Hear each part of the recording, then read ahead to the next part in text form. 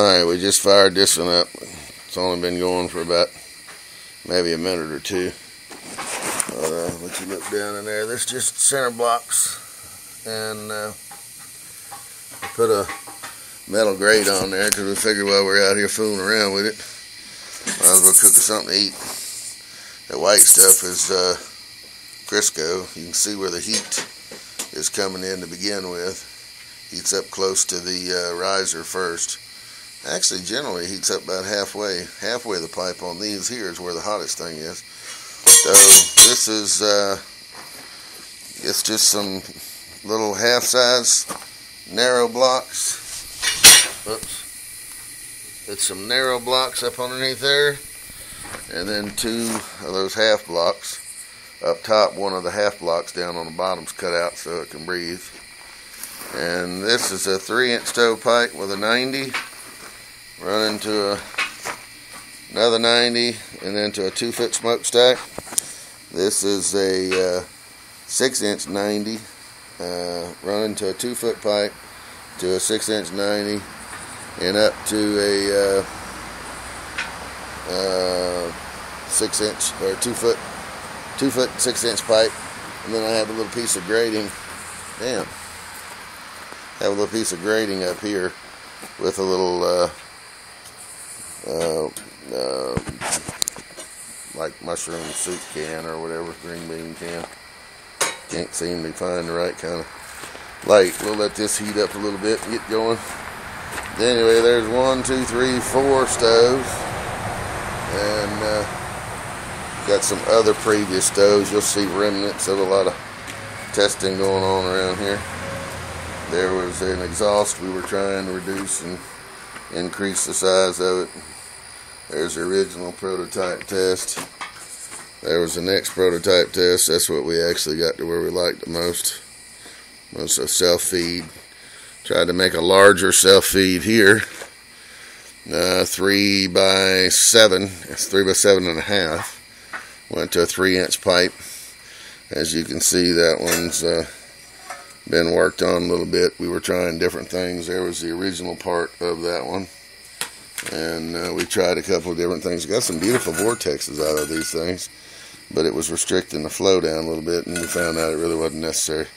It'll burn completely without a vortex. And this was another one I was going to build whenever I decided it was time to get this one built. Now this is a 4-inch, and it's going to smoke for a minute or two. That was a 4-inch pipe there, and then I put a sliding mechanism.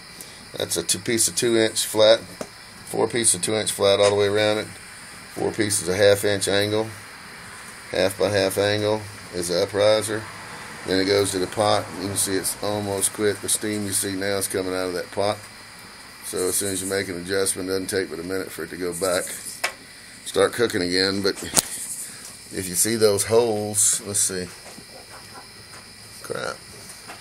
I can see it fine, but you can't see it in the camera. But you see that rod sticking through there?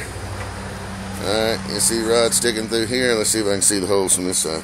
You know what? It has to be up higher before you can see it, because the light on the little camcorder is not strong enough, and I didn't bring my headlight. I should bring my headlight out here for this. But anyway, I've got holes drilled in this angle all the way up, every 1 inch, so I can adjust this pot mechanism up and down, a total of about 6 inches, and I'm sure that's boiling pretty good in there. It sure didn't take long, so I think we can pretty well cook on that, don't you? I would think so. And then the simmering part of it looks to me like all we're going to have to do is adjust the flame. Now I'm going to put a regular door on this. This will just lay in there because I wasn't sure how I was going to have to build that. I left myself plenty of room in case I want to use it on either one. But that's the bottom air feed with the pull-out charcoal or ash cleaner. And then that's the, let's see, I don't have my gloves on here, but I'll use this rag. that, when you open it up, it goes to burning away. I think I've got an idea how to fix that. And that's going to be feeding it more air down here. I forgot to weld that bottom piece up right there. It's going to be feeding it more air down in here. And I don't know if I'm going to pull that air from back here in the back or pull it from the front. Now I'll probably be pulling it from the front here. Cool air rushing in to the hot air, coming in right behind or right at the bottom of the, in fact I might even pull it in right here at the beginning of the wood where it's burning, and that should create enough suction in that pipe where you don't even really have to use a lid, but you use a lid to keep it from crawling back up the wood. So a lot of experimenting. I think we've got a total of, well, here's some here, but I don't know if you can see them or not. No, I don't have enough light and didn't bring my flashlight with me. We're going to work with the 4-inch, and then I'm going to make some larger pipes also. Let's check that one more time. I don't think it's going to boil a whole lot faster than that. That's just water, no salt or anything like that.